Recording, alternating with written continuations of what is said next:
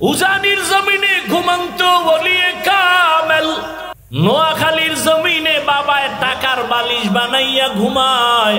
আর সে বাবার টাকা বাদ দিয়া উজানির কারি ইব্রাহিম চলে গেলেন দেওবন্দ লেখাপড়া করার জন্য ভারতে। মাওলানা হলেন, জগৎ বিখ্যাত 7 কেরাতের কারি হলেন। বাইতুল্লাহ লেখাপড়া শেষ করে গঙ্গুহি দরবারে গেলেন, তাওয়াজ্জু নিলেন, সবক নিলেন, খেলাফতের জিম্মাদারি পেলেন। বাইতুল্লাহ গিয়া কোরআনের তেলাওয়াতের এমন আওয়াজ, মক্কার মানুষ আশিক হয়ে গেল। ইমামতিতে তারে রেখে দিলেন। এক পর্যায়ে সৌদির মেয়ে তার হাতে বিয়া দিলেন। শর্ত, মেয়েটাকে বাংলাদেশে নেওয়া যাবে না। রশিদ আহমদ গাঙ্গুহি চিঠি লিখলেন, এই ইব্রাহিম, বাংলাদেশে যাইয়া কালেমার খেদমত করো। এবার জিগায় বিবি, আমি তো যাব, চিঠি আসছে, তুমি কি করবা? আমিও যাব। অনুমতি নিয়ে চলে আসলেন। আর নোয়াখালী না, চাঁদপুর জেলা কচুয়া থানার উজানি এলাকায় হিন্দুদের মালিকানায় বিশাল জমিন জঙ্গল খরিদ করলেন। খরিদ করিয়া ওই জঙ্গল পরিচ্ছন্ন করার জন্য ভেতরে ঢুকে দেখে একটা সুন্দর গম্বুজ দেখা যায়। গম্বুজের ভেতর একটা বাঘ তার বাচ্চাকে দুধ পান করায়।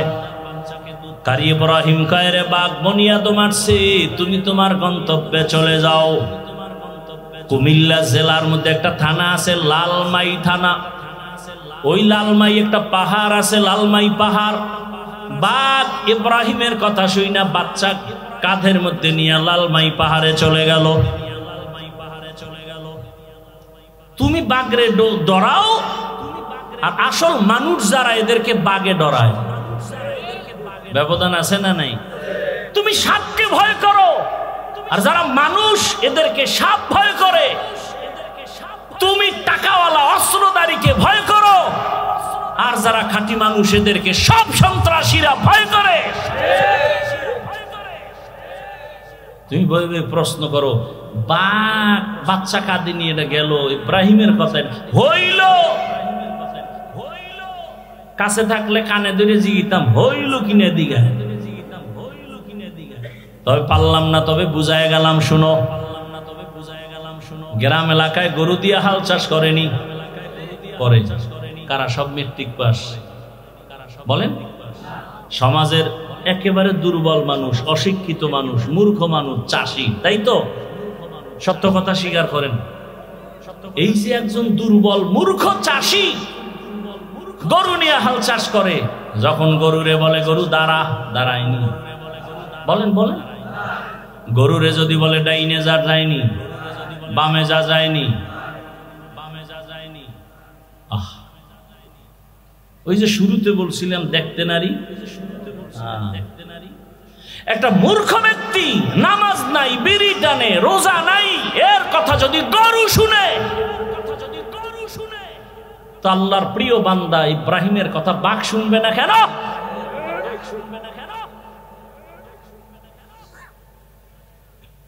লোকমা দিও না, কপাল ঘুরবে, সাবধান। লোকমা দিতে গিয়ে বেদবি করো না, খবরদার। একটু আগে না বলছি, ওলিয়া উলিয়া যারা মানে না, আল্লাহ 2 দলের সাথে যুদ্ধের ঘোষণা দিয়েছেন। 2 দলের সাথে আল্লাহ নিজে যুদ্ধ করবেন। কতটা ভয়ঙ্কর কথা! 2 দলের সাথে। এক দল কোরআনে আছে, আর এক দলের কথা বুখারীতে আছে। কোরআনের বর্ণিত দল, যার সাথে আল্লাহ নিজে যুদ্ধ করবেন, ওই দল সুদখোরের দল।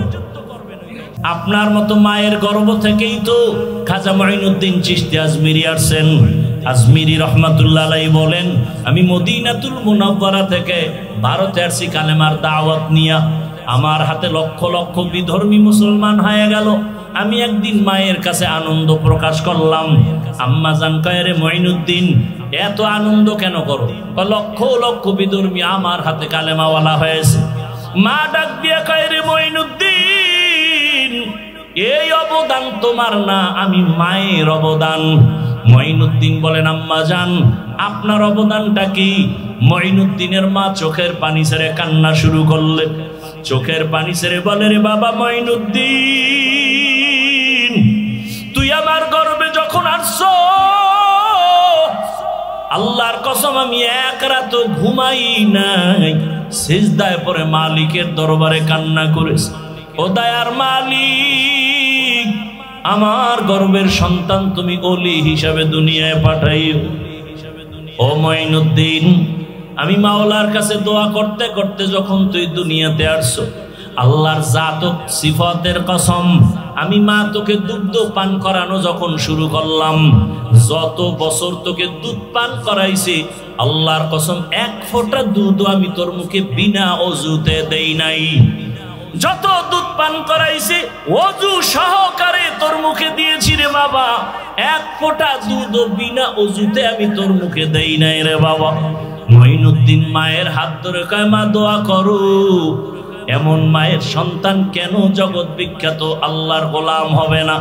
ও পর্দার আড়ালের আম্মা জানেরা, আল্লাহ এত সম্মান আপনাদের দান করেছেন।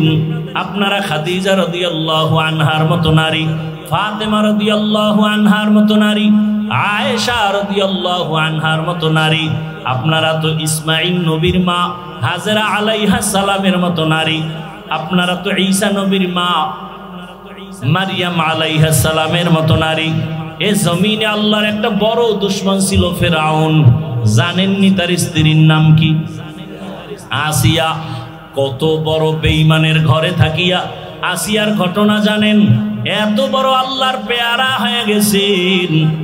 আসিয়াকে আল্লাহ এতটা কবুল করেছেন, রহমতের নবী বলেন কিয়ামতের ময়দানে আমি মুহাম্মদের সাথে আসিয়ার সাথে জান্নাতে বিবাহের ব্যবস্থা হয়ে যাবে।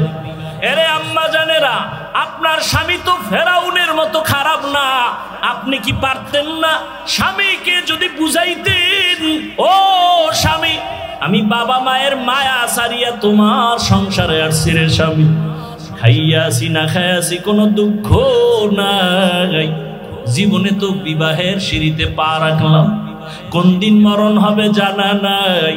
ও স্বামী, তোমার ঘরে এসে একটা দাবি আমার অন্তরে, তুমি আমারে খাওয়াইয়া রাখলো আলহামদুলিল্লাহ, তুমি আমারে না খাওয়াইয়াও যদি হাসি দাও তাতেও আলহামদুলিল্লাহ, তবে আমার দাবি হারাম টাকা কামাই করবা না, হারাম মাল ঘরের মধ্যে আনবা না, হারাম টাকার মাল খাইয়া সন্তানটার রক্ত নাপাক করব না, আমাদের রক্ত নাপাক করব না।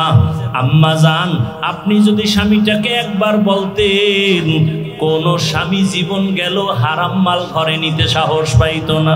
এরে আম্মা জান, আপনি যদি 5 বেলার নামাজ পড়িয়া আল্লাহর কাছে দোয়া করে স্বামীকেও ডাকতেন, স্বামীও নামাজি হয়ে যাইত। এরে আম্মা জানেরা, একটু যদি চেষ্টা করতেন, সন্তানটাকে আদো বলা বানাইবার চেষ্টা করতেন, আপনার সন্তান আদো বলা হয়ে যাইত।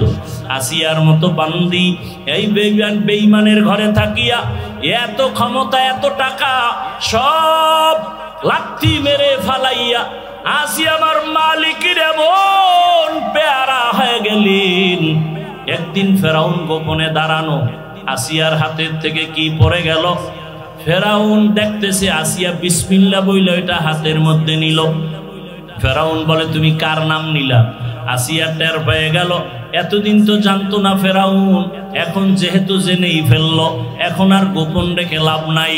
আসিয়া ডাক দিয়ে কয়, আমার মালিক, আমার রবের নাম আমার জবানে নিয়েছি। ফেরাউন ডাক দিয়ে কয়, মিশরের তো রব আমি, তুমি আবার কোন রবের নাম নিয়েছো? আসিয়া কয়, জানো না রে ফেরাউন, তোমার যিনি বানাইছেন তিনি আমার রব। ফেরাউন বলে, সর্বনাশ করলা, তুমি আমার স্ত্রী হইয়া যদি আমারে রব না বলো, খোদা না বলো, আমার খোদাগিরির মূল্য থাকে না। মিশরের মানুষ জানতে পারলে সি সি করবে। আসিয়া, তুমি আমারে একবার হলেও খোদা মানো। আসিয়া বলে, কল্লা দিব, আমি ঈমান দিতে পারবো না। এবার ফেরাউন বলে, তাহলে তুমি যদি জোরে না বলো, আস্তে আস্তে আমার কানে কানে একবার স্বীকার করো। আসিয়া চোখের পানি ছেড়ে বলে, ও ফেরাউন, দুনিয়ার এই মিশরের মানুষ তোমাকে ফাঁকি দিতে পারে, কিন্তু আমি এমন রবের গোলাম, পানির ভেতরে ডুব দিয়ে কি করি কেউ জানে না। আমার মালিক, ওয়া হুয়া মাআকুম আইনা যেদিকেই থাকে আমার মালিক সেদিকেই হাজির।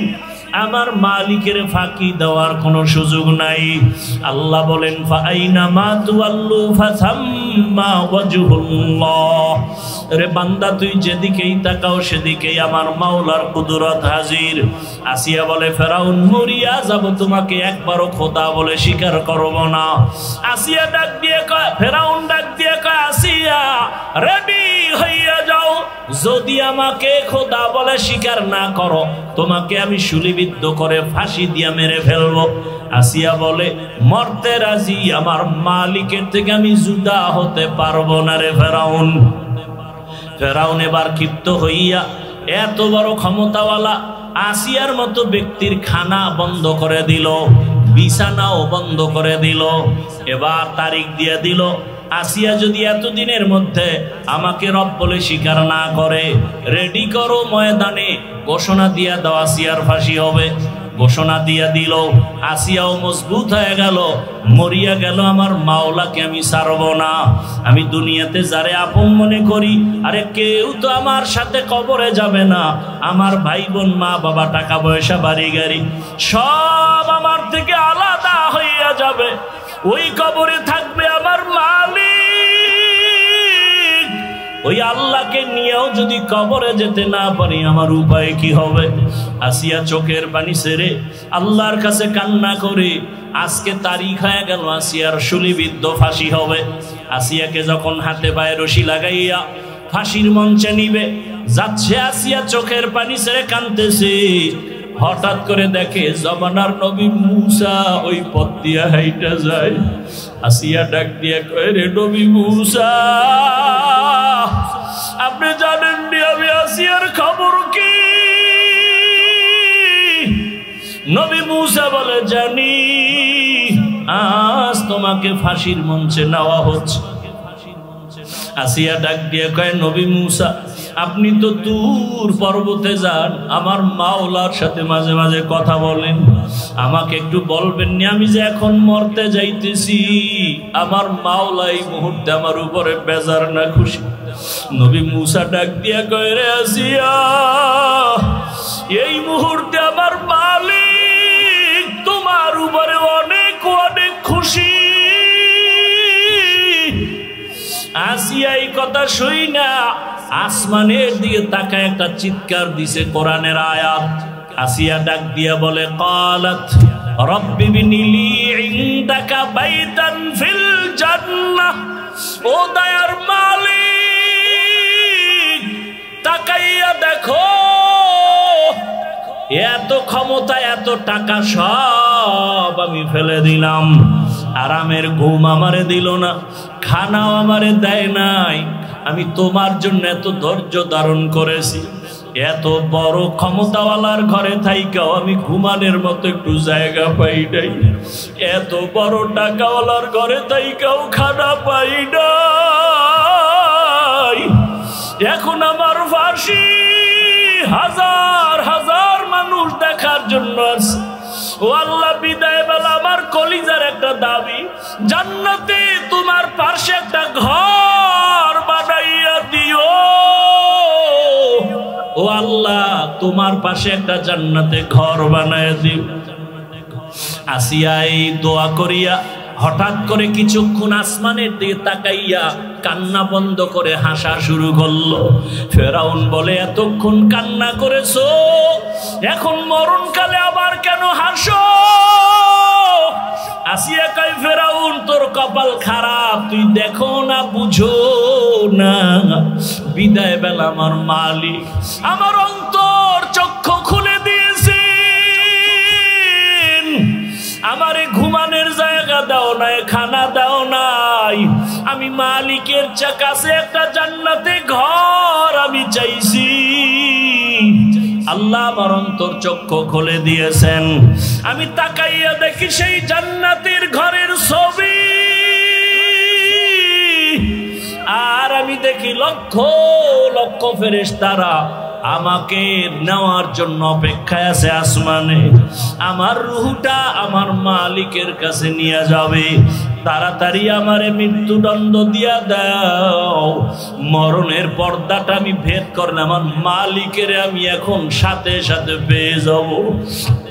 মরণের পর্দা উঠাইলেই আল্লাহ তো আদা করেছেন, ফামান কানা ইয়ারজু লিকা রাব্বিহি ফালইআমাল আমালান সালিহা ওয়ালা ইউশরিক বিইবাদাতি রাব্বিহি আহাদা। এরে বান্দা, যদি রবের সাথে মোলাকাত করতে চাও, শিরিক মুক্ত ঈমান আর আমল তৈরি করে নাও। মরণের পর্দাটা ভেদ করিয়া রবের সাথে তোমার মোলাকাত হয়ে যাবে। আসিয়া যখন হাসতে হাসতে মঞ্চে চলে গেল, মরণ হয়ে গেল, হাসতে হাসতে মালিকের দরবারে চলে গেল।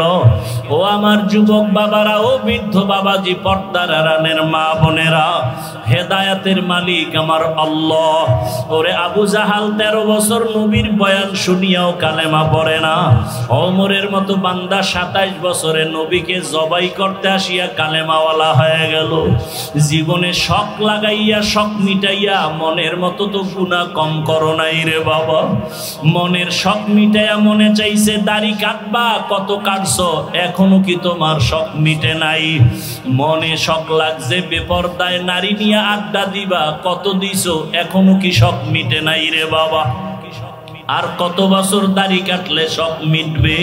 আর কত বছর আড্ডা দিলে শখ তোমার পূরণ হবে? মনে শখ লাগছে পার্কে পার্কে ঘুরবা, আর কত বছর ঘুরলে তোমার মনের শখ পূরণ হবে? এবং এটাও বলো, তোমার হায়াতের আর বাকি আছে কতদিন? চোখ দুইটা বন্ধ করে তাকাও, করোনার ভেতরে দেখো যুবকের লাশ, পানির মধ্যে গাড়ির নিচে ঘুমের বিছানায় শুধু যুবকের লাশ। কয়দিন আর বাঁচবারে বাবা? এখনো কি তওবা করবা না? মনের বুঝাও, তোমার মতো জেনারেল লাইনে পড়ুয়া যুবক আজকে চাকরি করে, ব্যবসা করে, ড্রাইভারি করে, নামাজ পড়ে, তুমি পারবা না কেন? কপাল বুঝি পুড়িয়া গেল। মনে মনে আমার আল্লাহকে তওবার নিয়তে ডাক দাও আর বলো, হে মালিক, এই ময়দানে আমার মতো গুনাহগার কেউ নাই। গুনার কারণে হাত না পাক, চোখ না পাক, জিহ্বা না পাক, অন্তর না পাক। ও আল্লাহ, তুমি জানো এই হাতের দ্বারা কত গুনাহ করেছি, চোখের দ্বারা কত গুনাহ করেছি, জবানের দ্বারা কত গুনাহ করলাম। আজকে থেকে তওবা করে নিলাম, মরিয়া গেল আর গুনাহ করব না, দাড়ি কাটবো না, নামাজ ছাড়বো না, বেপরদায় চলবো না। তাহলে আল্লাহর ওয়াদা গেল কই? আল্লাহ যে আর এক জায়গায় কি সুন্দর কথা কইছে খবর নাই। কিছু কিছু নামাজি যারা নামাজ পড়ে কিন্তু গুনাহ ছাড়ে, এদের নামাজটা কেমন নামাজ? আল্লাহ বলেন অন্য আয়াতে, আরাইতাল্লাযী ইউকাযযিবু বিদ্দীন ফাযালিকাল্লাযী ইয়াদউল ইয়াতীম ওয়া লা ইয়াহুদ্দু আলা তাআমিল মিসকিন। এরপরের আয়াত কি? ফাওয়াইলুল লিল নামাজি মুসল্লির জন্য ওয়াইল নামক জাহান্নাম।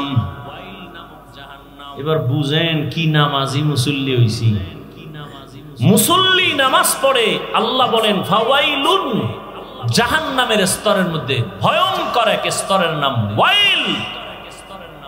নামাজি মুসল্লির জন্য আল্লাহ বলেন আমি ওয়াইল নামক জাহান্নাম বানায় রাখছি। ওয়াইল কার জন্য? মুসল্লির জন্য। তাহলে যারা নামাজ পড়েন কোন লাইনে আছেন হিসাব মিলান তাড়াতাড়ি। হাসিবু ক্বাবলা আন তুহাসাবু, আসল হিসাবের আগে নিজে হিসাবটা মিলায় নেন। নামাজি মুসল্লির জন্য ওয়াইল, ওয়াইল জাহান্নামটা বড় মারাত্মক। ওয়াইলুল লিকুল্লি হুমাযাতিল লুমাযাহ, যারা মানুষের পেছনে পেছনে দোষ বলে বা মানুষের নামে বানায় বানায় অপবাদ দেয়, ওয়াইল নামক জাহান্নাম। ওয়াইলু ইয়াউমাইযিল লিল মুকাদ্দিবিন, যারা মিথ্যা কথা বলে তাদের জন্য ওয়াইল নামক জাহান্নাম। ওয়াইলুল লিল মুতাফফিফিন, যারা ব্যবসা করতে গিয়া মাপে ভেজাল দেয়, কাস্টমারের ঠকায়, এদের জন্য ওয়াইল নামক জাহান্নাম। ওয়াইল মারাত্মক এক জাহান্নাম। অথচ আবার ব্যবসায়ীদের জন্য সুসংবাদও আছে। রহমতের নবী বলেন তাজিরুস সুদুকুল আমিন মান নাবিয়্যিন ওয়াস সিদ্দিকিন ওয়াস শুহাদা। রহমতের নবী বলেন ব্যবসা করতে গিয়া যারা সততার সাথে করবা, কাস্টমারের কখনো মিথ্যা বলবা না, ধোঁকা দিবা না, আমি নবী ওয়াদা করলাম আমার সাথে তোমার জান্নাত হবে। আর যারা দোকানে লেখছে বিক্রি করা মাল ফেরত নেওয়া হয় না, এরা ধোঁকাবাজ। এরা কি বাজ? ধোঁকাবাজ। এরা সঠিক ব্যবসায়ী না, রসুলের সুসংবাদ প্রাপ্ত ব্যবসায়ী না। আল্লাহ হেদায়েত দান করুন।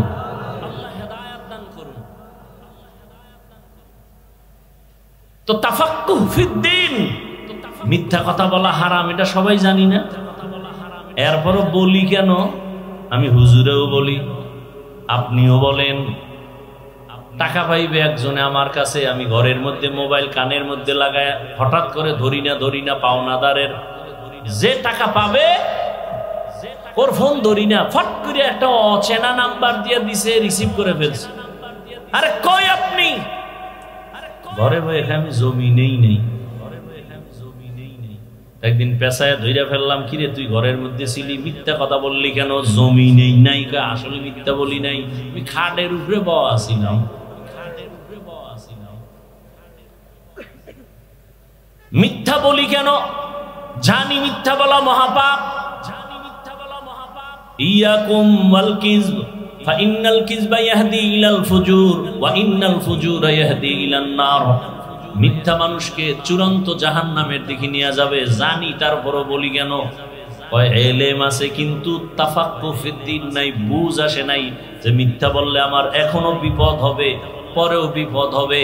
আল্লাহ আমার কথা শুনতেছেন, আমি যে বানায় বলতেছি, এই বুঝটা যখন এসে যাবে তখন বান্দা জেনারেল লাইনে তাকিয়েও মিথ্যা বলবে না। যখন বুঝ এসে যাবে দাড়ি কাটলে আল্লাহ বেজার হবে, তখন বুঝটা আসা মাত্র সে জেনারেল লাইনে থাকলে আর দাড়ি কাটবে না। পর্দা করা ফরজ, এরপরও করি না কেন?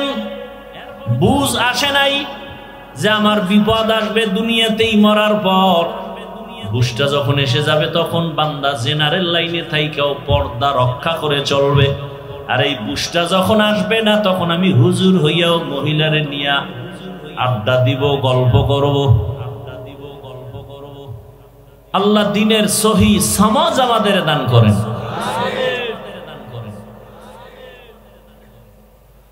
এবার আসেন, আর রহমান আল্লামাল কুরআন খালাকাল ইনসান আল্লামাহুল বায়ান।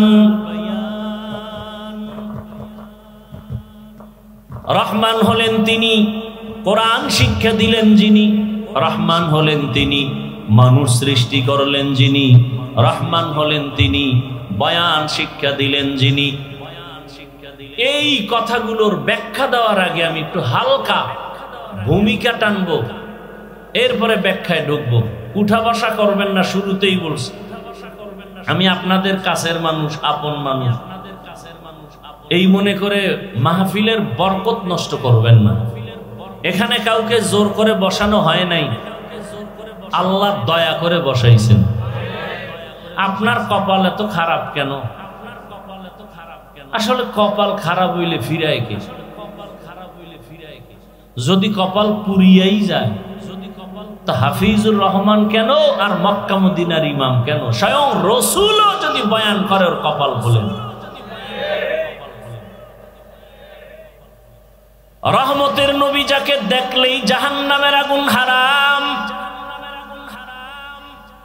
কেমন মায়ার নবী আমার, এক নজর দিবে পেটের ক্ষুধা নিবারণ হয়ে যাবে।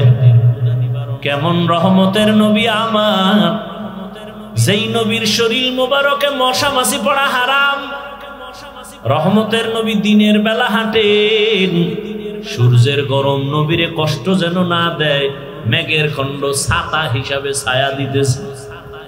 রহমতের নবী যখন রাস্তা দিয়া চলেন, দুপার্শ্বের গাছ নত হইয়া রসুলকে সালাম দেয়। কেমন মায়ার নবী আমার, রহমতের নবী যেখানে কদম রাখেন ওই জায়গা থেকে দীর্ঘ বছর পর্যন্ত শুধু মিশকের ঘেরান। আম্মা জান আয়েশা রাদিয়াল্লাহু আনহা বলেন, নবীর ঘাম আমি বোতলের মধ্যে ভরে রাখতাম আর আমরা আতর হিসাবে ব্যবহার করতাম। কেমন মায়ার নবী, যেই নবীকে দেখার জন্য গর্তের সাপ পাগল, গর্তের পিপিলিকা আল্লাহর কাছে আরজি পেশ করে রহমতের নবীর রওজা দেখবে। নুজহাতুল মাজালিস নামক কিতাবে ঘটনা আছে, সেই নবীকে মাছ দেখতে চায়, গাছ দেখতে চায়। যেই নবীকে দেখার জন্য কুল মখলুকত পাগল, কিন্তু কপাল কত খারাপ, সেই নবীকে টানা একবার আর দুইবার না 13 বছর দেখলো, নবীর বয়ান শুনলো, কিন্তু কপালে কালেমা আসলো না।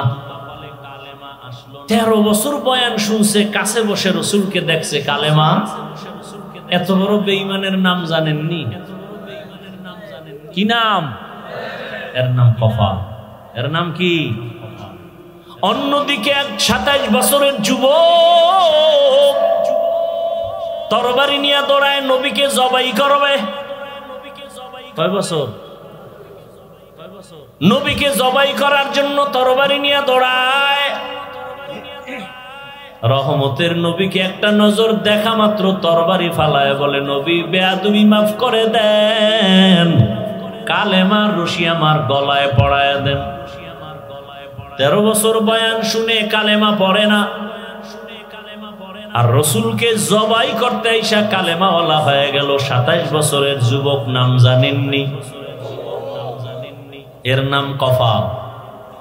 বহুদিন ধরে প্রোগ্রামের প্রচারণা চলতেছিল, ঈদগায় বয়ান হবে, অনেকে আসার নিয়ত করেও আসতে পারে নাই, কফাল। আর একদল বাড়ির থেকে আসছে, বরগুনা ঈদগায় ওয়াজে যায়, কিন্তু প্যান্ডেলে বেহেশতের বাগানে ঢুকতে পারে নাই।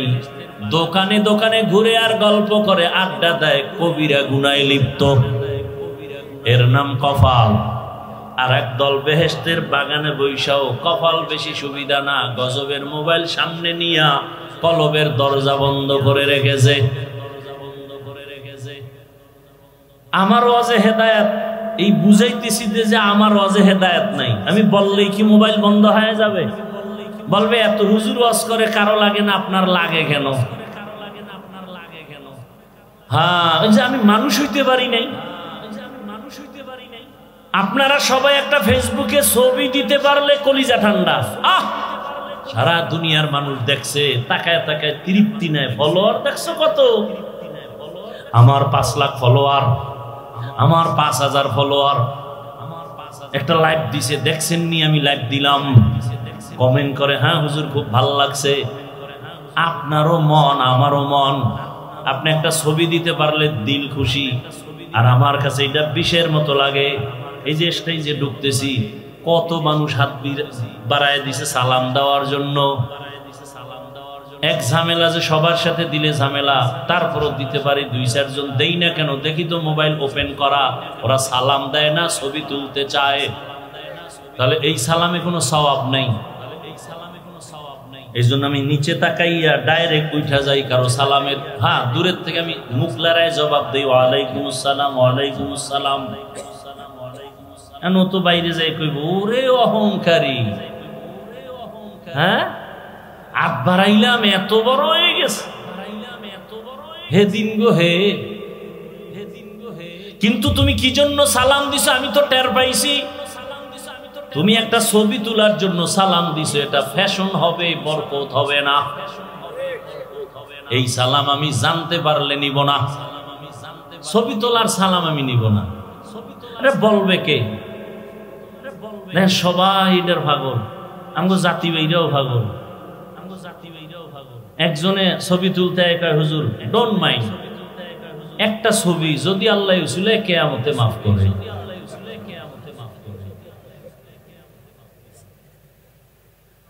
বাথরুম থেকে বের হয়ে দেয় ছবি, আমি তুই ভিতরে আইলি না কেন? কত বড় ইতর, কত বড় ইতর। সারা দুনিয়ার সব মুফতিয়ানে কেরাম একমত, অনর্থক কোনো ছবি তোলা হারাম হারাম হারাম, এমনি হারাম, কোন জরুরত ছাড়া এমনি হারাম, কবিরা গুনাহ। বসছে বেহেশতের বাগানে, করতেছে কবিরা গুনাহ। একজনে বুদ্ধি যার বেশি কইব, না না না আপনি কেন বললেন, আপনাকে কতটা ভালোবাসি এই জন্য রেকর্ড করতেছি। তা আপনার বুদ্ধি নাই, আপনার রেকর্ড হবে ভেজাল, ছবি আসবে না ভালো, কিন্তু আপনার কাজটা নিখুঁত ভাবে তো মিডিয়াওয়ালারা করতেছে। সকালবেলা এখান থেকে ডাউনলোড করে নিলেই তো হয়। কি এতটুকু বুদ্ধি না থাকলে কচু গাছ খুঁজেন,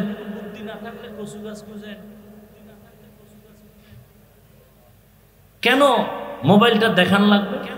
আল্লাহ না করুন এই মোবাইল ধরে রয়েছেন, আল্লাহ তো যারা নেওয়ার এরা টার্গেট করতেছে, কার্ডটা নিলে আমার 2 দিনের বাজার হইব। মোনাজাতের পরে তো মোবাইল নিয়ে দৌড়, আপনি এনে খুঁজবেন মোবাইল কই, তো পাখা মাঠ, আপনার কি ভিতরে গেছে নাকি? যে নিচে তো লয়ে দৌড়, যে নিচে তো লয়ে দৌড়। আপনার কপাল ভালো যে আপনারটা পছন্দ করছে, সবার মোবাইল তো পছন্দ হয় না, আপনারটা পছন্দ হয়ে গেছে, নিয়ে গেছে। এইবার যে পুরা টাইম রেকর্ড করলেন আর মোবাইল চুরি হয়ে গেল, আমও গেল সালাও, এই আকামটা করার লেগে ভাগল হয়ে গেছে। আল্লাহ সব ভাইকে সহি বুঝ দান করে। আল্লাহ তো রহমতের নবীকে 13টা বছর দেখলো, কালেমা পড়লো না, আর তরবারি নিয়ে আসছে জবাই করতে, কালেমাওয়ালা হয়ে গেছে। এত পাওয়ার আল্লাহ ওমরকে দিলেন। নবী বলেন, লাউ কানা বাদি নাবিয়্যুন লাকানা উমর, আল্লাহ আমার পরে নতুন আরেকজন নবী যদি কেউকে বানাইতেন, ওমর হইতো নবী। এবার জানা থাকলে বলেন, ওমর কি নবী? যদি নবী হইতো তো ওমর হইতো। ওমর যেহেতু নবী না, গোলাম আহমদ কাদিয়ানীও নবী না। আল্লাহ হেদায়াত দান করুন। কাগো কাদিয়ানী ও আমার দরকারই নেই, আমনের হেদায়াতের চিন্তা করেন। এখানে কইতেছেন কাফের কাফের, দোহানে যে প্রাণের জুস খায় আসেনি, সিজন কোম্পানি, প্রাণ কোম্পানি, আরএফএল কোম্পানি, সব কাদিয়ানী কাদিয়ানী কাদিয়ানী, ঘামের টাকা দিতেছেন ওদেরকে, ঘামের টাকা দিতেছেন ওদের। আল্লাহ হেদায়াত দান করুন, আল্লাহ হেদায়াত দান করুন।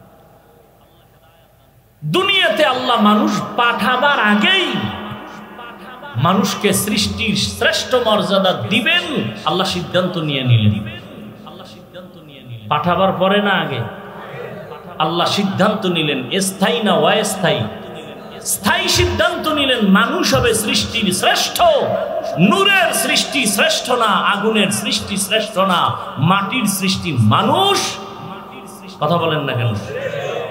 সিদ্ধান্ত কার? মানুষ পাঠাবার পরে না আগে? অস্থায়ী না স্থায়ী? জানা থাকলে বলেন, আল্লাহর এই স্থায়ী সিদ্ধান্ত মানে না একে? ওয়ালাকাদ কাররামনা বানি আদম ওয়া হামালনাহুম ফিল বাররি ওয়াল বাহরি ওয়া রাযাকনাহুম মিনাত তাইয়্যিবাত ওয়া ফাদ্দালনাহুম আলা কাসীরিম মিম্মান খালাকনা তাফদীলা। বনি আদম বড় দামি এক প্রাণী আল্লাহ বানাইলেন। আল্লাহ বলেন, এদের এত দাম, জমিনে চলার জন্য পথ দিলাম, পানির মধ্যে চলার মতো ব্যবস্থা আমি করলাম। পানির মধ্যে চলে মানুষ। দুনিয়ার প্রাণী যেটা পানির মধ্যে চলতে পারে, এটা উপরে চলতে পারে না, মরে যায়। কিছু প্রাণী আছে স্থলে চলে, মাটির উপরে চলে, পানির মধ্যে পড়ে গেলে মরে যায়। মানুষ এমন এক সম্মানিত প্রাণী, ওরা চাইলে মাটির উপরে চলবে, মরবে না, পানির ভেতরে চলবে, মরবে না, পানির উপরে চলবে, মরবে না, হাওয়ার উপরে চলবে, মরবে না। এই সম্মান কে দিলেন? দেখা যা কুরআন মে আয়ে মুহতারাম মুস্তফা কি উম্মতে খায়রুল উমাম। বনি আদম বড় দামি, এদের জন্য আল্লাহ বলেন আমি উত্তম খানার আয়োজন করেছি। আমি পিপিলিকার খানাও দেই, আমি উড়ন্ত পাখির খানাও দেই, হাজারো কোটি মাছ নদীর মধ্যে খানা কে দেন? জঙ্গলের ভেতরে হাজারো প্রাণীকে খাওয়ায়, সমুদ্রের ভেতরে বড় বড় বড় সমুদ্রে এক একটা মাছ আছে, নীল তিমি তার নাম। নীল তিমির খানার তালিকায় লেখা প্রতিদিন 1000 কেজি চিংড়ি মাছ একটা নীল তিমির জন্য কে খাওয়ায়? জমিনের মধ্যে একটা পাহাড় আছে কহে কাফ, ওই পাহাড়ের মধ্যে একটা প্রাণী বসবাস করে সিমর্গ, ওই প্রাণীটার প্রতিদিনের খাদ্য তালিকা 40টা মোটা তাজা হাতি। সুবহানাল্লাহ বলবেন না? কে খাওয়ায়? ওয়া তারযুকু মান তাশাউ বিগাইরি হিসাব।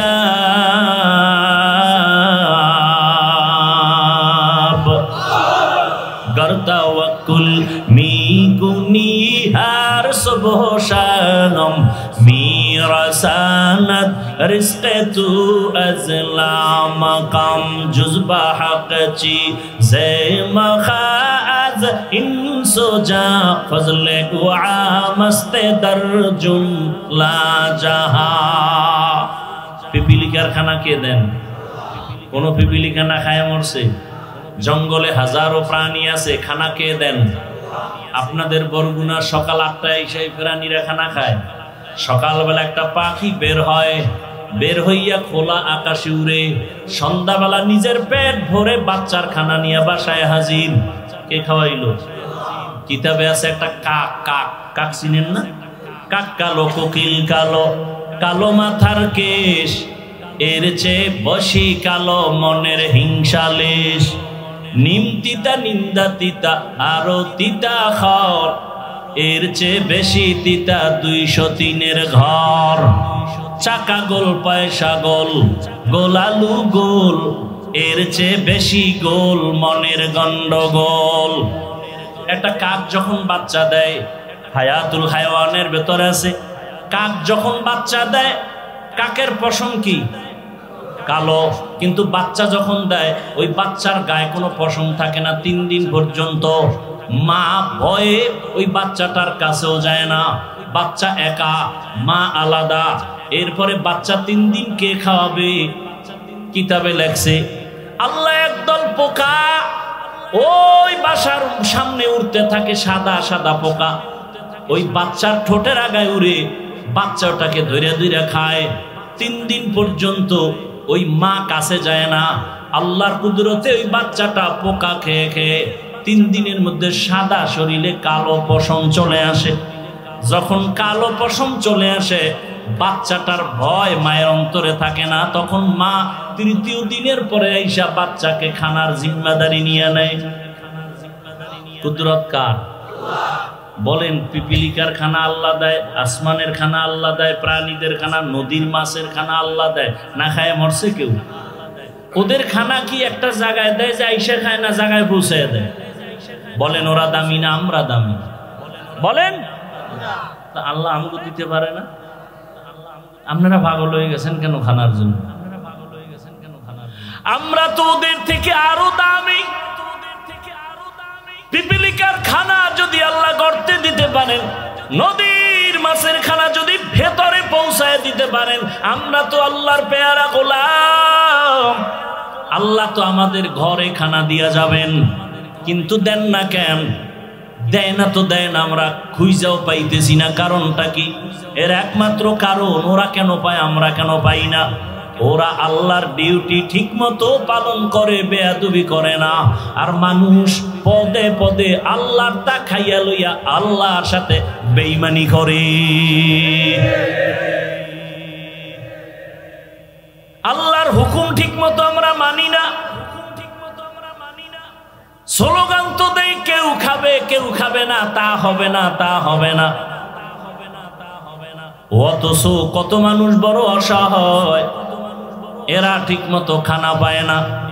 আল্লাহ বলেন, মানুষ তোমার জন্য পিওর খানার আয়োজন করেছি, কুকুরেও খায় তুমিও খাও, তবে কুকুরের থেকে তোমার খানা পিওর।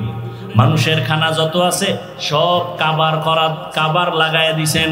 তুমি ভাত খাইবা, চাল কাবারে লাগানো। বাহিরের ময়লা জানো তোমাকে ক্ষতি না করে। রুটি খাইবা, গমটাও কাবারে আটকায় দিছেন।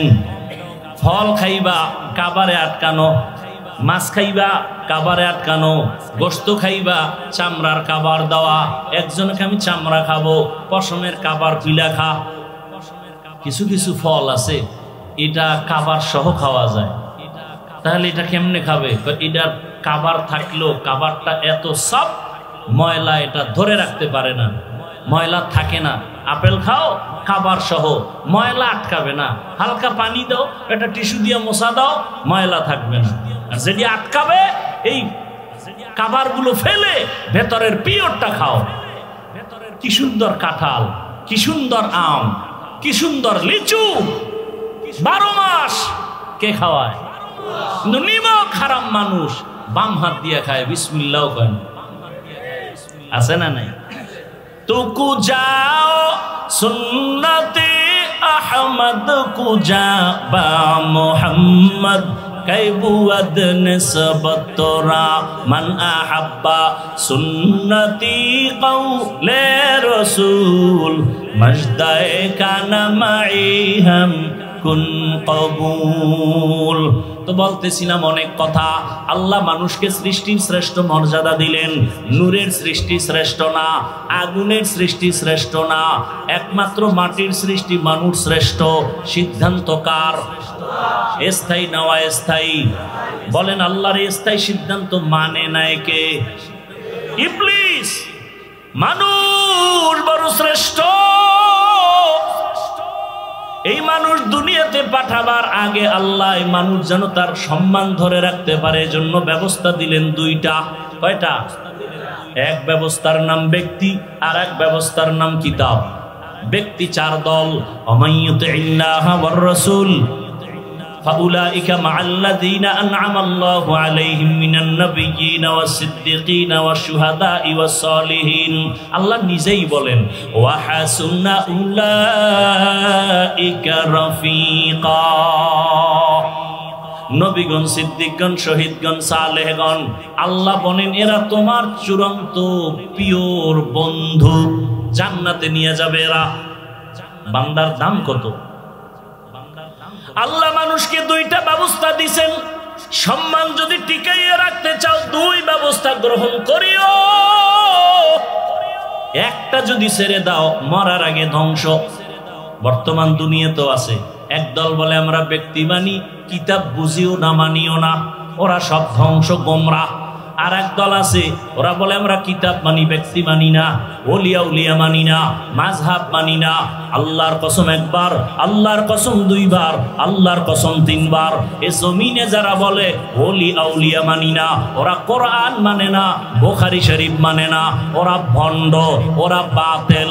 ওদেরকে যারা বাতিল বলে না, খোদার কসম তারাও বাতিল। বিস্তারিত বলার সময় নাই। ওলিয়া উলিয়া যারা মানে না, আল্লাহ পাক ওলিয়া উলিয়ার কথা বুখারীতে বলছেন, কোরআনেও বলছেন। বিস্তারিত বলার সময় নাই। যারা ওলি আউলিয়া বলে মানি না, ওরা কোরআন মানে না, বুখারী মানে না, ওরা বাতিল না হক। ওদের যারা বাতিল বলে না তারাও বাতিল। এরে নবীর উম্মতের দল। আল্লাহ পাক 2 ব্যবস্থা দিয়েছেন। যারা বলে আমরা কিতাব মানি, ব্যক্তি মানি না, এরাও বাতিল, এরাও গোমরা। আর যারা বলে আমরা কিতাবও মানি, ব্যক্তিও মানি, তারাই হলো হক। এবার আসেন, যত কিতাব আল্লাহ দিয়েছেন সমস্ত কিতাবের মধ্যে শ্রেষ্ঠ কিতাব হলো কোরআনুল কারীম। আর যত ব্যক্তি জমিনে আল্লাহ দিয়েছেন মানুষকে হেদায়েতের পথ দেখানোর জন্য, যত মানুষ আল্লাহ বানাইছেন ব্যক্তি, সমস্ত ব্যক্তিদের মধ্যে শ্রেষ্ঠ ব্যক্তি হলেন রাহমাতুল লিল আলামিন। ভালো করে খেয়াল করিয়েন। আর কষ্ট হলে বলেন আমি ছেড়ে দেই। উঠা বসা করেন কেন? এতক্ষণ কি বুঝাইলাম? বাসায় যেয়ে ঘুমাবেন? ঘুমাবেন?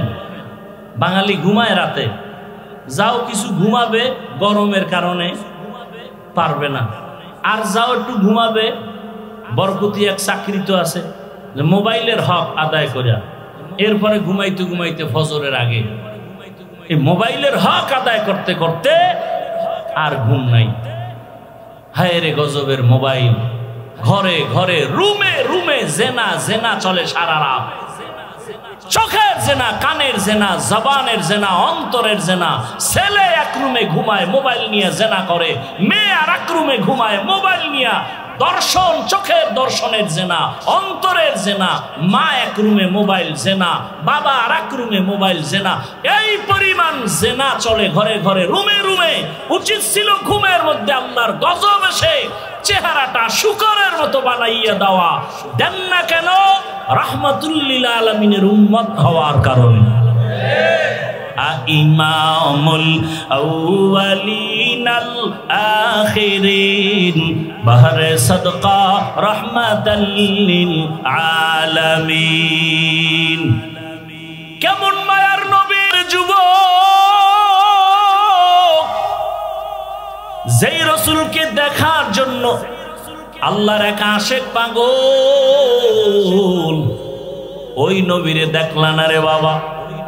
যদি নবীর মোহাব্বত অন্তরে জমা করতা, জীবনে তুমি গলায় ছুরি লাগাইতা, দাড়ির মধ্যে অস্ত্র লাগাইতে পারতা না। রহমতের নবী আমার সমস্ত ব্যক্তিদের মধ্যে শ্রেষ্ঠ, রাহমাতুল লিল আলামিন। আর সমস্ত কিতাবের মধ্যে শ্রেষ্ঠ কিতাব হলো কোরআনুল কারীম। এই দুইটার মধ্যে ব্যবধান কি? বলে কিতাবের থেকে ব্যক্তির পাওয়ার বেশি। ব্যক্তি আসছে জমিনে আগে, কিতাব আসছে পরে। ব্যক্তি আসছে অনেক বেশি, কিতাব আসছে অনেক কম। ব্যক্তি আসার পরেই আল্লাহ কিতাব দেন নাই, ব্যক্তিটাকে আল্লাহকে যোগ্য বানাইয়া তারপরে কিতাব দিছেন। জ্বলন্ত প্রমাণ রাহমাতুল লিল। রহমতের নবীকে আল্লাহ পাক মক্কা নগরীতে পাঠাইলেন, আবার সেই শ্রেষ্ঠ কিতাব কোরআন ও মক্কা নগরীতে পাঠালেন। কিন্তু রহমতের নবীর কাছে আল্লাহ পাক সাথে সাথে কোরআন পাঠান নাই। রহমতের নবীর দীর্ঘ 40 বছর পার হয়ে যাওয়ার পরে আল্লাহ নবীর কাছে কোরআন অবতীর্ণ সূচনা করলেন। কয় বছর পর? 40 বছরের রসুল।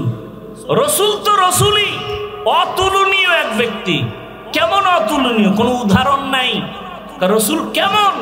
তুমি যেদিকে ইশারা দিবা রসুল সেই ক্ষেত্রে অনেক বড়। রসুল বড়। কয় কেমন? সমস্ত দার্শনিকরা বলে পৃথিবীর শ্রেষ্ঠ দার্শনিক মুহাম্মদ। সমস্ত বৈজ্ঞানিকরা বলে পৃথিবীর শ্রেষ্ঠ বিজ্ঞানী মুহাম্মদ। পৃথিবীর সব ইতিহাসবিদরা বলতে বাধ্য হয়েছে পৃথিবীর শ্রেষ্ঠ ইতিহাসবিদ মুহাম্মদ সাল্লাল্লাহু আলাইহি ওয়াসাল্লাম। নবীর দেহ গঠনটা কেমন? পৃথিবীর সৃষ্টির সব মানুষের থেকে নবীর দেহ গঠন আলাদা। নবীর চেহারাটা কেমন? পৃথিবীর সবার থেকে নবীরটা আলাদা। নবীর শারীরিক শক্তি কেমন? সব দুনিয়ার মানুষ একদিক, রহমতের নবী ভিন্ন দিক। নবীজির যৌবনের শক্তি কেমন? সারা দুনিয়ার মানুষ একদিকে, রহমতের নবীর শক্তি ভিন্ন দিক। এরে আমার আল্লাহ তাকে এত সুন্দর করে বাছাই করে বানাইছেন। এক বাছাইয়ের নাম মুস্তাফা, আর এক বাছাইয়ের নাম হলো মুজতবা। আমার নবী মুস্তাফাও মুজতবাও। রহমতের নবীকে কেমন বাছাই করছেন? সব নবী রাসূল আমার আল্লাহ পাকের বন্ধু। মুসা নবী আল্লাহর বন্ধু, ঈসা নবী আল্লাহর বন্ধু, ইব্রাহিম আল্লাহর বন্ধু, ইউসুফ নবী আল্লাহর বন্ধু, মুহাম্মদও। ব্যবধান কি? সব নবী রাসূল আমার আল্লাহ তাআলার আশিক, আর আমার আল্লাহ নিজে হলেন মুহাম্মদের আশিক। ব্যবধান আছে না নাই? এমনি ভাবে সমস্ত সাহাবায়ে কেরাম আমার রাসূলের আশিক। আবু বকর রাসূলের আশিক, ওসমান রাসূলের আশিক, আলী রাসূলের আশিক, আবু হুরায়রা রাসূলের আশিক। কিন্তু রাসূল হলেন একমাত্র ওমরের আশিক। এইজন্য ওমরের মূল্য বেশি। কেমন মূল্য? ওমরের নাম শুনলে শয়তান পালায় যায়। ওমরের এত দাম, এত দাম। যুবক মদের বোতল নিয়ে রাস্তা দিয়ে হাঁটে, ওমর আসতেছে, কথার আগে তরবারি রেডি, যুবক কাঁপতেছে, বোতল ফালাইয়া দিতে পারে না। ওমর দেখছে, এখন কি করি? অন্তর দিয়া মালিক রে ডাকছে, ও আল্লাহ, ওমরের থেকে বাঁচাও, মইরা জামু, জীবনে আর মত মুখে নিব না। ওমর আইসা খাই, যুবক বোতলটা দে। যুবক কাঁপতেছে, কাঁপো কেন, হাতে দাও। মদের বোতল হাতে নিয়া ওমর তাকায় দেখতেছে, যুবকের যেই বোতলে মদ, ওই মদের বোতল। ওমর হাত লাগায় তাকায় দেখে এক ফোঁটা মদও নাই, পুরা বোতলটা সাদা দুধে ভরা। হরকে দারত খৌফে হকদার দিল মাদাম, জন্নতুল মাওয়া দেহত উ রাম কাম, জুজবা হকচি জে মখাজ ইনসুজা ফজলে উআ মস্তে দর জুমলা জাহা। রহমতের নবী মক্কা নগরীতে আসেন, 40 বছর পরে নবীকে কোরআন দিলেন কেন? নবীর জ্ঞান কি অন্যদের মতো নাকি? নবীর জ্ঞান তো কঠিন জ্ঞান। নবী কি বলে, আল্লাহ আমারে কি দিছে জানেননি? উতিতু ইলমাল আউয়ালিন ওয়াল আখিরিন। আদম নবী থেকে ঈসা নবী পর্যন্ত যত ইলম আল্লাহ দিবেন সবগুলো আমি মুহাম্মদকে দিবেন। তাহলে নবীর এত জ্ঞান, এত বুদ্ধি, সেই রাসূলকে 40 বছর পরে কোরআন দিলেন কেন? খুব খেয়াল করতেছেন? খুব খেয়াল করুন, কয় বছর পর দিলেন? কেন নবীর আরো আগে দিলে নবী বুঝতেন না? কথা বলেন। তাও কি আবার 40 বছর পর দিতে যেও কি এক রাত্রে দিয়ে ফেলাইছেন? কোরআন শরীফের ওজন কত? 250 গ্রাম হইতো না। দইরা দেখছেন কেউ কোরআন শরীফ? কপাল খারাপ ধরলে আবার যদি কোন গজবাইয়ে না। বহু মুসলমানের ঘরে কোরআন আছে, খুইলে জীবনে দেখলো না ভিতরটা কেমন। এমন কপাল খারাপ। 250 গ্রাম ওজন হবে না কোরআনের। দেখেন না আপনারা? 250 গ্রাম হবে? একটা বাচ্চাও ধরতে পারে। হাকিকতের ওজন কত? জমিন বলে পারবো না এই ওজন নিতে, পাহাড় বলে পারবো না, আসমান বলে পারবো না, সবাইকে পারবো না। আল্লাহ কয় দে মানুষেরই দিয়ে দিলাম, জাহেল তোদেরকেই দিয়ে দিলাম চাপাইয়া, তোরা দুর্বল। ওয়াখলিকাল ইনসানু যায়ীফা, এরপরও দিলাম। দিতে গিয়ে হালাত কি? মাত্র 5 আয়াত নিয়ে জিবরাইল আইছে হেরা পাহাড়ের ভিতরে। ইকরা বিসমি রাব্বিকাল্লাযী খালাক। জিবরাইল সাপ দিছে, একটা না কয়টা? কয় সাপ দিছে? 3টা। রেশমি কাপুরে আয়াতগুলো লেখা জিবরাইল ধরছে আর বলে ইকরা। নবী বলে মা আনা বিকারিন, আমি পড়তে জানি না। এই জোরে চাপ দিছে। বুখারীর ইবারত, নবী বলেন জিবরাইলের চাপে এই পরিমাণ আমার অসুস্থতা, জ্বর, আমি ভাবতেছি আমার মরণের কষ্ট শুরু হয়ে গেছে। মাত্র কয় আয়াত? জিবরাইল চাপ দিয়ে দৌড়। 3 বছরে আড়াইয়ে না কোরআন নিয়ে। কয় বছর? 3 বছর পরে আবার লই আইছে। ইয়া আইয়ুহাল মুদ্দাসসির কুম ফাআনযির ওয়া রাব্বাকা ফাকাব্বির ওয়া সিয়াবাকা ফাতাহহির। বলেন তো এই কোরআন নবীর কাছে আসলো 40-এর পরে, এক রাত্রে? কতদিন? বলেন বলেন, সবাই বলেন। নবীর মতো ব্যক্তির কাছে যদি কোরআন আসতে 23 বছর লাগে, সেই কোরআন তুমি রাতারাতি বইরা মুফাসসির, রাতারাতি বইরা তুমি তাফসীর করো না? মুফাসসির লিখতে ভিজিটিং কার্ডে 8 আনাও লাগে না, লিখে দিছে মুফাসসিরে কোরআন। আমগো গ্রামে কয় না বাপের নাম নাই সানগাজির বেয়াই। এত সোজা। তুমি চিনো কোরআন এটা কেমন কিতাব? 250 গ্রাম কোরআন, 23 বছর লাগছে রসুলের কাছে আসতে। তুমি এটা বাংলা বইরা বুঝে যাবা না? 20 বছর পর্যন্ত মাদ্রাসায় ডাউলের পানি কেরামের খাও, ডাউলের পানি, মিথ্যা কথা বলছি না। কত কষ্ট, লাকড়ির চুলা লাকড়ি টানতে টানতে আইনা দিতাম, আলু ভর্তা মাঝে মাঝে পাইলেও পাইতাম, না পাইলে নাই। সাদা উপরে পানি দিয়া কোন রকম চলতো, তাও আবার বাটি মাপা ভাত। এই যুগে যদি কেউ মাপ দিয়া ভাব দেয়, ও মাদ্রাসা শেষ। আর এখন মাইপা দেবে কেন? এখন তো 5 বেলা খাও, কি খালি খাওন, ঘুমের উঠার পরে খাওন, ঘুমের আগে খাওন, টোস্ট বিস্কিট ডিম দুধ খাইতে খাইতে ফার্ম বানায় লাইছে। সিফা সাফা সব ছিদ্র মিদ্র খাওনের ঠেলায় বন্ধ। এলেম ডুববে কোন ছিদ্র দিয়ে? হ্যাঁ, এলমেরা এজাজ করদান বেহিসাব খলকেরা দাদান জবাবে বাসওয়া ভাগনা দারত দোস্তে খলকা জারেরা নিস্তে খাসলাত কে দিনদারেরা। আমরা বিরোধিতা করি না কেন? কিছু বড় লোকের বলামান কিছু তো দিনের লাইনে আসতেছে, বরকতপূর্ণ এলেমের জন্য। আমাকে বলেন, এখানে বহু শিক্ষিত মানুষ, ওলামায়ে কেরাম, আমার ওস্তাদ এখানে আছেন, বলুন একজন। আল্লাহ নিজে বলতেছেন, লা তুহাররিক বিহি লিসানাকা লিতাজালা বিহি ইন্না আলাইনা জামআহু ওয়া কুরআনা। হে রাসূল, আপনি কষ্ট করবেন না, আমি কোরআন আপনাকে কুদরতিভাবে সিনার মধ্যে জমা করে দিব। তা রসুলকে, সেই রসুলকে আল্লাহ পাক জিব্রাইল পাঠায়া 3 বার জোরে চাপ দিলেন। কেন?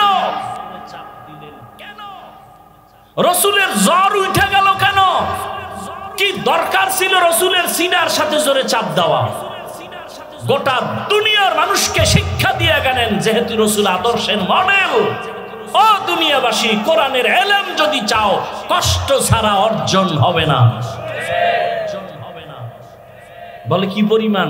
তুমি যেই পরিমাণ কষ্ট করবা, এলেমের উপকার বরকত সেই পরিমাণ পাবা। কষ্ট কমতেছে, বরকত কমতেছে, কষ্ট কমতেছে, বরকত কমতেছে, কষ্ট কমতেছে, বরকত কমতেছে। এটা বুঝবো কেমনে বরকত? যে এটাও তো বুঝার মানুষ নেই।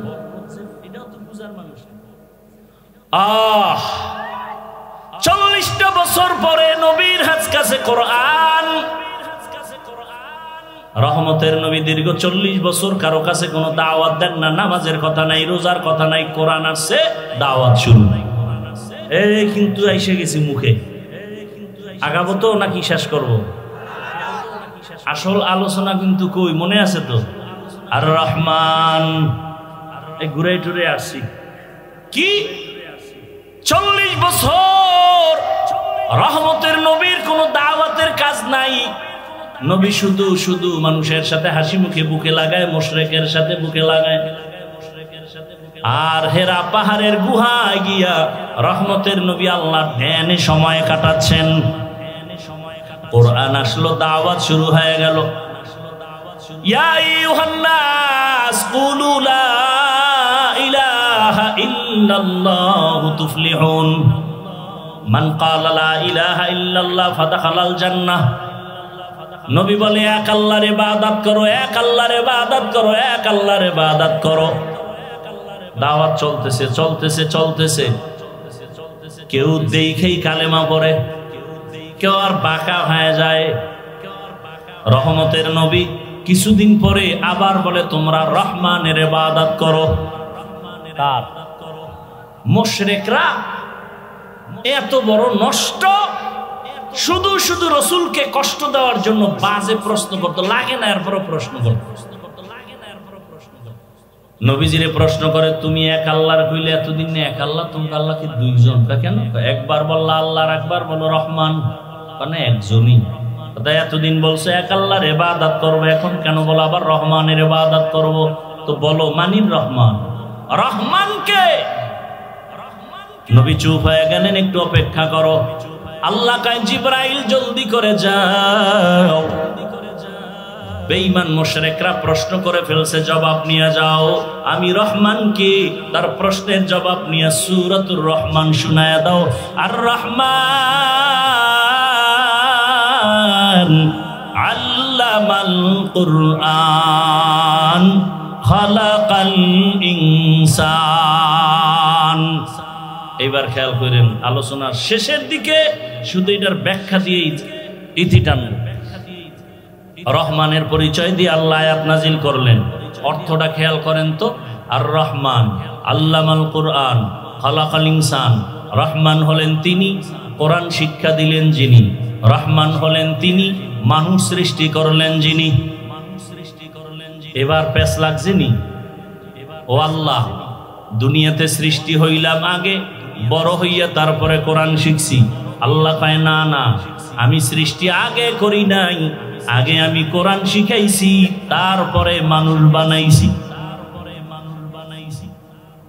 ও আল্লাহ 100% সত্য, ওভার 100 সত্য। আগে আমরা কোরআন শিখি নাই, আগে তুমি মানুষ বানাইছো, এরপরে দুনিয়াতে আইসা বড় হইয়া কোরআন শিখছি। তুমি পুরাটা উল্টা বললা কেন?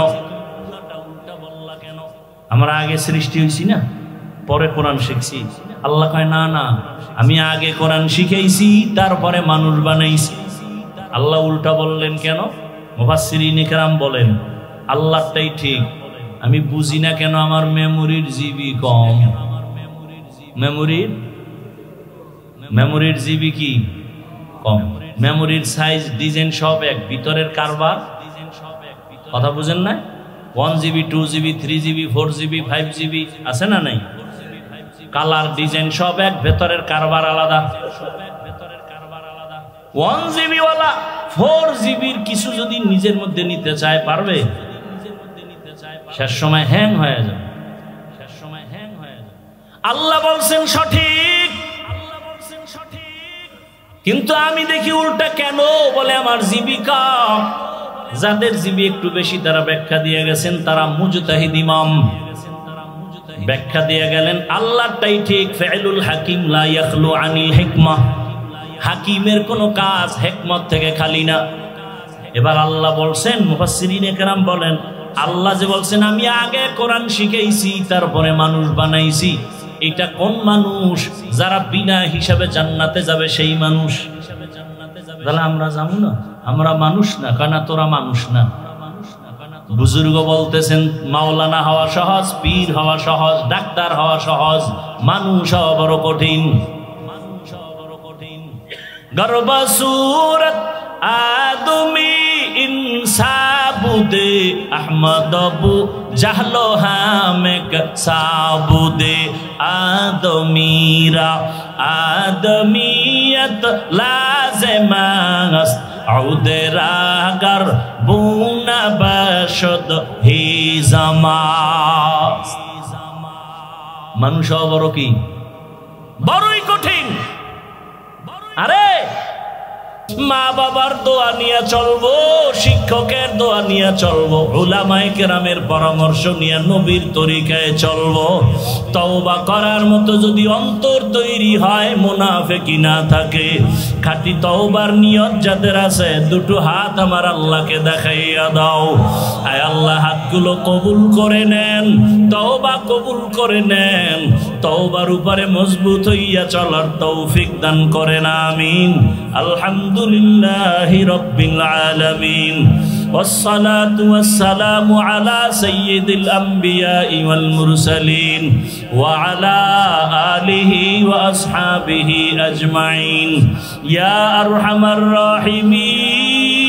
الراحمين يا أرحم الراحمين يا أرحم الراحمين رب ارحمهما كما ربياني صغيرا اللهم إنك عفو كريم تحب العفو فاعف عنا اللهم إنا نسألك رضاك والجنة ونعوذ بك من سخطك وغضبك والنار اللهم إنا نعوذ بك من البرص والجنون والجذام وسيء الأسقام আল্লাহুম্মা আরহামনি বিতারকিল মাআসি আল্লাহুম্মা আরহামনি বিতারকিল মাআসি আল্লাহুম্মা আরহামনি বিতারকিল মাআসি ইয়া রাব্বি ইগফিরলি ইয়া রাব্বি ইগফিরলি ইয়া